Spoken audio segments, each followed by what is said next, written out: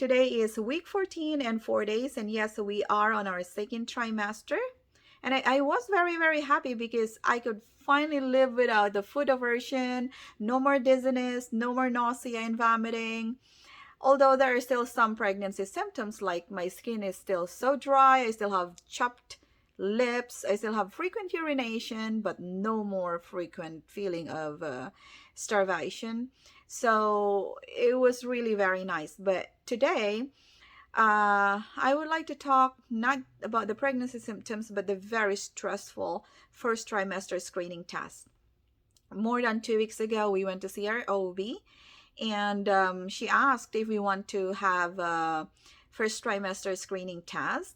And so we said, sure, might as well, because we were already there.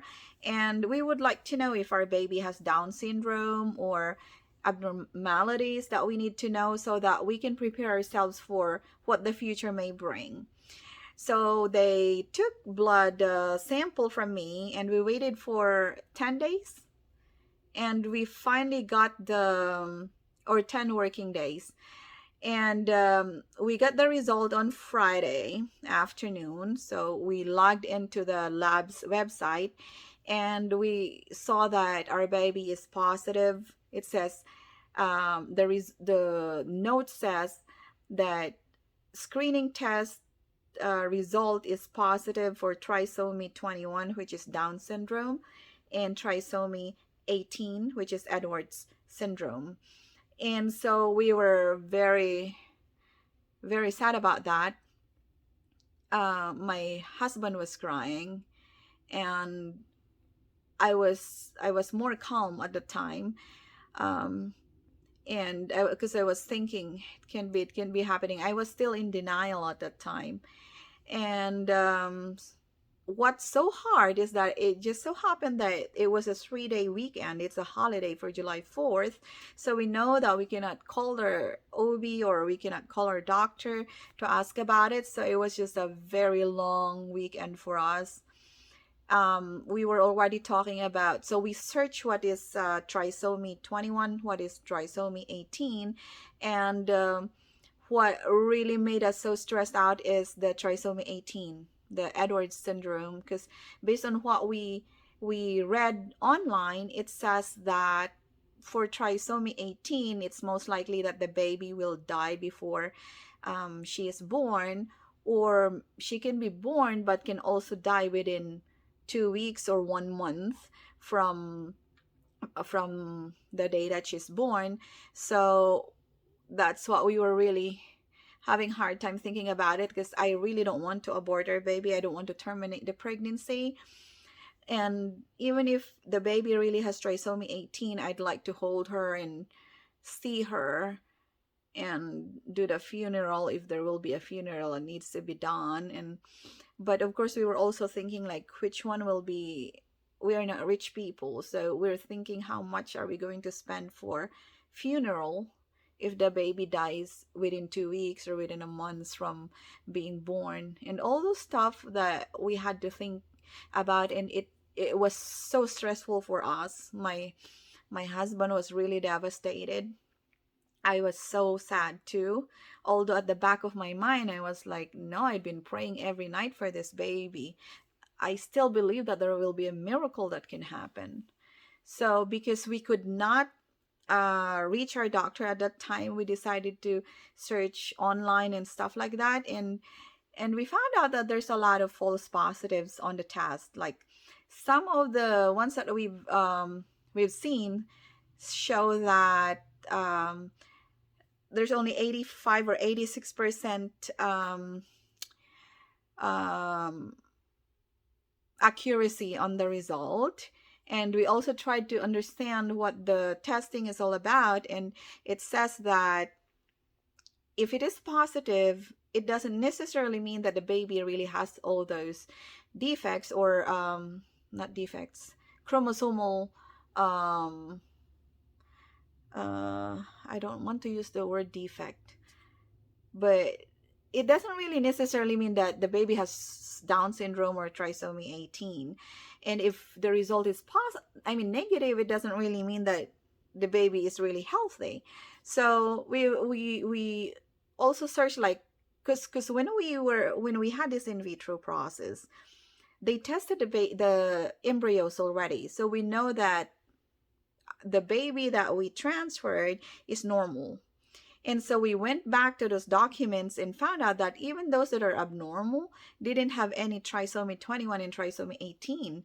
So we started searching again. When does this happen? And we found out that it happens during fertilization. So if it happens during fertilization, in my mind, I was like, how could it be that our baby will have this if she was tested before, I mean, after fertilization, and she doesn't have any trisomy 21 or trisomy 18 um, problems or issues. So those are the things that I was thinking in my mind. And then we watch YouTube videos as well of all the false positives. And about, there is one doctor on YouTube video who discussed about the screening results that says that a lot of the results is, it's not the result that really caused the parents to terminate their their babies, but it's the way the result is presented. So some parents would choose to terminate the baby when in fact the baby could actually be a perfectly healthy baby and stuff like that. So yeah, as we watch more videos and read more information about it, we kind of like feel like maybe there's still a chance. So comes Tuesday, finally offices are back in operation. I was waiting for my OB to call me, but she didn't call me, so I called them and left a message. And she called me back saying that she is not concerned about, well, it's a voicemail saying that she's not concerned about the screening test because we did in vitro, but she's gonna refer me to the high risk doctor. So for me, I was like, that doesn't give much information. I'm not satisfied with that information.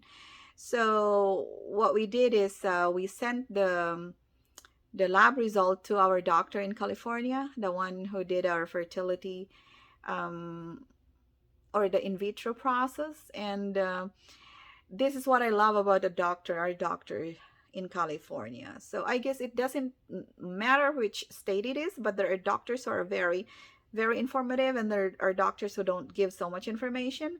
So he called and explained to me what the result is all about. So apparently the first trimester screening test, it's not even the NIPT, the non-invasive pregnancy test or something like that. So the test is just for test, it's just a screening test for the blood. On my blood, it didn't even test the fetal chromosomes. So it only means that it is, if it is positive, it only means that it's high risk, but it doesn't really mean that the baby has it. And he proceeded to tell me that there is the possibility of our baby having the trisomy 18 or trisomy 21 is close to zero. So I finally was able to breathe and be happy about it, because that's what I've read online about. I have a little understanding from what I read online, but of course we cannot really rely on what we read online. It's better to hear it from the doctor themselves. And after hearing all the explanations from the doctor, I was finally able to breathe and feel better. And that was like few minutes ago. That's why I look so haggard until now, but I'm really very happy. So yeah, that's one thing that we learned from this test, that we don't, if we see anything that says positive, it doesn't really mean it's positive. So don't make drastic decision. Talk to a doctor. If you cannot get enough information from your OB or from your doctor, maybe ask for a second opinion. And that's what we did. And I'm so glad that we thought of contacting our doctor in California, because now we have a better understanding of what the test is all about. I hope that the stress that we've been through this past few days will not be experienced by a lot of the pregnant women who have the same result as us. And And yeah, I'm so glad, I'm so happy that I was able to get my other doctor's opinion or interpretation of the data. So it's always good. It's always good to look for explanation from the doctor.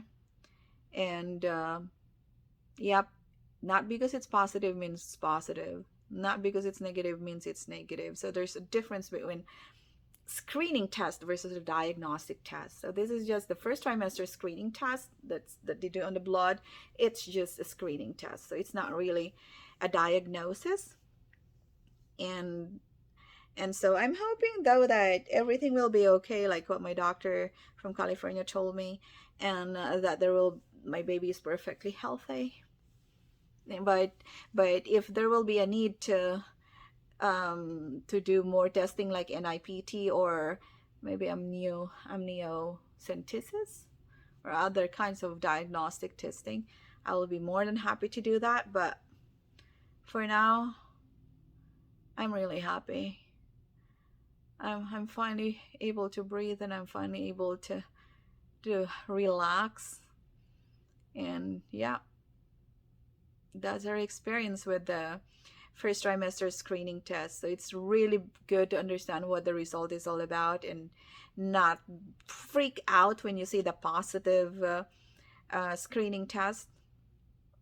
And always ask for explanation from the doctor, and don't assume that because it says positive that your baby is really going to have those um, whatever the positive result is all about. It's most likely it's just because it's high risk, because the result is not the same as the standard result that they're expecting. And yeah, so if there's a need for additional testing, then it will be good to talk with your OB or your doctor. And yep, that's our experience for the first trimester screening test. It was very, very stressful. It was so hard to like have your baby not even born yet and already talking about the funeral and termination of the pregnancy, and it's very, very stressful. I just hope that our experience will also will shed light to others who are in the same situation as us, and not to make drastic decisions, not to rely just on Google and stuff. And if you don't get information from your doctor, it's good to have a second opinion as well, because sometimes you will get more information when you get second opinion. Yeah, I'm so happy. I'm really happy now that my baby is actually close to zero of having that trisomy 18, because that's what I was so concerned about. I mean, for trisomy 21, there are so many people with Down syndrome that still survive and live a long life. But for trisomy 18, that's what really made me so scared, or that's what really made us so stressed out.